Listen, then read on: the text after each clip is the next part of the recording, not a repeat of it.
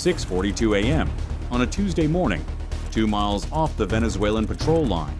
The Caribbean Sea suddenly erupted from something terrifying. Unknown to them, they'd been watched for hours.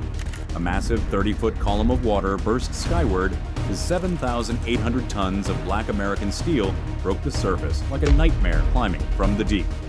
There was no warning, no call for help, just raw, silent force rising unexpectedly. Inside the Venezuelan patrol boat, Guaiqueri, all screens flipped from calm blue to alarming red in an instant. The sonar operator's coffee spilled as he froze over the controls. The captain stared out, dry-throated and shocked.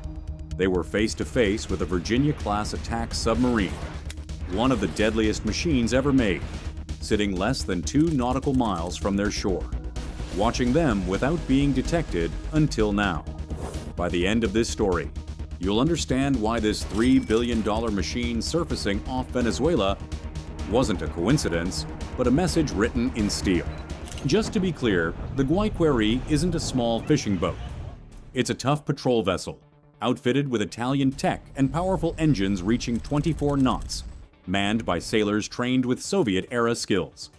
Their mission was to patrol Venezuela's northern coast and protect the Bolivarian security zone, making sure foreign ships don't cross the line. It was meant to be a normal morning with a steady speed of 14 knots, clear skies, and the biggest worry being whether lunch would be chicken or fish. About 20 nautical miles from Port Cruz, they were scanning for fishing boats and smugglers. Just then, the ocean broke open. "Sir, displacement at 086, large contact rising fast," the sonar operator said in a shaking voice. Not from fear, but disbelief. The sonar showed a contact that should not be able to ascend that quickly. But there it was, moving up from the depths at an impossible speed, defying everything they knew about the sea. The captain grabbed the console. "General quarters, all stations, track and log. Move!" Alarms blared as sailors sprinted to battle stations they had drilled for, but never imagined needing so soon. The ship turned sharply to starboard, engines roaring as they tried to keep a safe intercept angle. Then they saw it. The submarine's sail rose through the spray, huge and black, water pouring off like a silent giant from a science fiction movie. But here it was, just 2 miles away. Distance 1.9 nautical miles, the navigator reported, voice tight. The captain took a deep breath and ordered, "Keep recording." No transmissions yet. Everyone on that bridge recognized the danger. It was a Virginia-class fast attack submarine, nuclear-powered, armed with Tomahawk missiles and torpedoes capable of sinking any ship. Its acoustic silence was legendary. Enemies had passed within 1,000 yards without noticing. This was not a coincidence, but a carefully chosen moment for the submarine to reveal itself. The message was clear. "We've been here the whole time, watching, and you didn't know."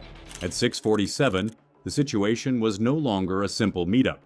The submarine stayed perfectly still, half submerged, with its command sail pointed like a gun at the Guaiqueri.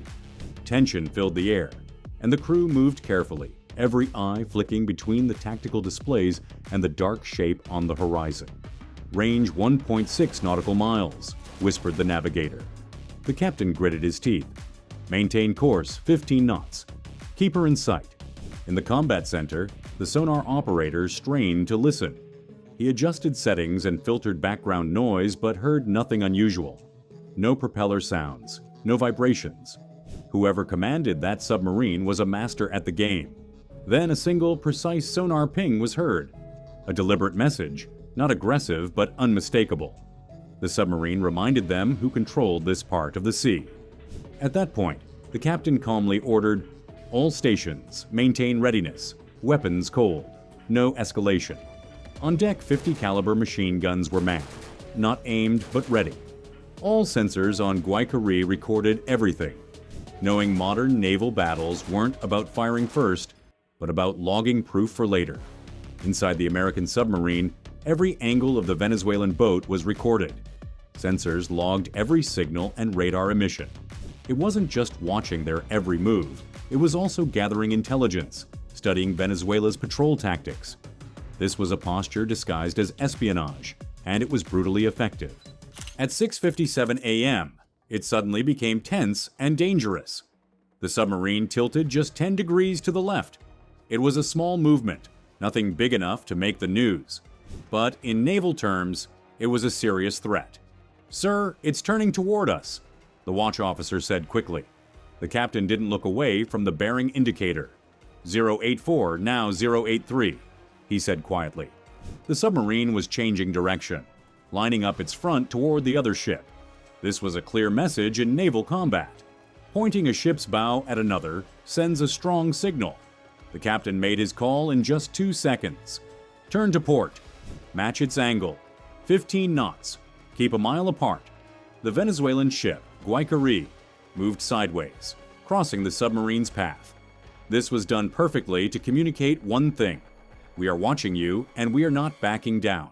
Inside the submarine, the U.S. commander observed everything.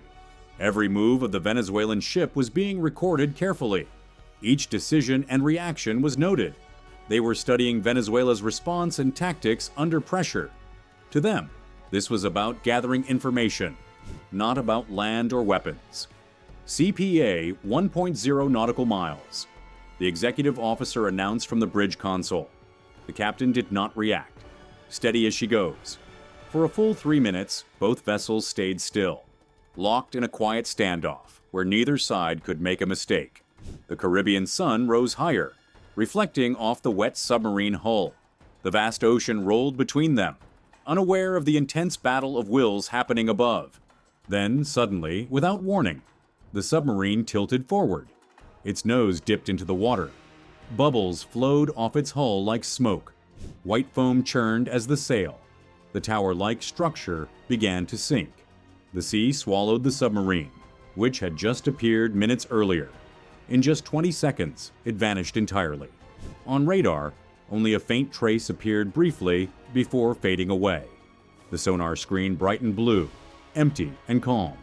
The ocean covered the submarine as if it had never been there, hiding 7,000 tons of American power, like a disappearing act controlled by nature itself. At 7:03 a.m., Guaiqueri was once again alone, but everything had changed. "Record the last known coordinates," the captain ordered without emotion. "Save all logs. Everything." The Venezuelan ship searched the area for another 10 minutes, its sensors working hard to find any sign of the submarine. But there was nothing. The submarine had melted back into the deep sea, returning to the silence that makes Virginia-class submarines the most feared hunters in the ocean.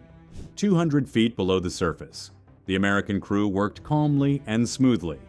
Their acoustic sensors showed no one following them. The mission log carefully noted the encounter, Venezuelan reaction times, tactics, and movements. All this information was encrypted and sent by buoy to U.S. Southern Command in Florida. On the deck of the Guaiqueri, sailors slowly started to relax. They breathed easier, but still stayed alert, unsure if the calm would last. The captain stood silently, looking out the bridge window at the empty ocean where a $3 billion war machine had been just minutes before. He understood exactly what had happened. This was a deliberate show of power, a reminder of who controlled these seas when the stakes were high. To truly understand this event, you have to look beyond the radar screens at the bigger story. For months, the U.S. Navy has been running Operation Sentinel South, a maritime security mission targeting drug trafficking and weapons smuggling through the Caribbean. These smuggling routes often cut through international waters that Venezuela claims as part of its extended Bolivarian security zone. This area is a gray zone legally. The United States calls these operations freedom of navigation, while Venezuela calls them provocations. This is where encounters like the submarine surfacing happen, quietly, often, and precisely, planned down to the smallest detail. The submarine's sudden appearance was carefully planned. It was a clear message. We can operate anywhere, at any time. You won't see us coming. You'll only know we're here when we decide to reveal ourselves. Virginia-class submarines are experts in this kind of operation. They can stay underwater for months, follow surface ships without being detected, and gather intelligence that satellite photos would take weeks to collect. When they surface near a patrol area, it doesn't mean they are in trouble. It means they have already seen everything needed. For Venezuela, this is a nightmare. Their navy depends on limited sonar and coastal surveillance made for stopping drug runners, not nuclear-powered submarines. When an American submarine appears within sight, it means their defenses were blind. Both countries know what is at stake. Neither wants a conflict, but both must show strength. For the U.S., it is about enforcing laws and protecting freedom of navigation. For Venezuela, it is about defending sovereignty and national pride. Between them lies an invisible line in the ocean, and any wrong move could spark a diplomatic crisis that changes everything in the Caribbean. So here's what I want to know. If you were commanding that Venezuelan patrol ship and you saw 7,000 tons of American steel rise from the deep, less than 2 miles away, what would you do? Would you hold your course and stand your ground, showing that your nation won't be intimidated in its own backyard?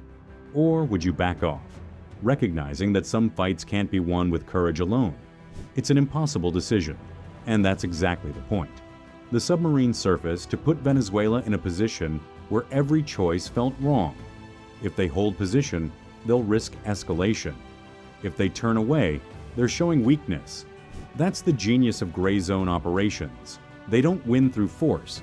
They win through pressure, through presence, through the psychological weight of knowing you're outmatched.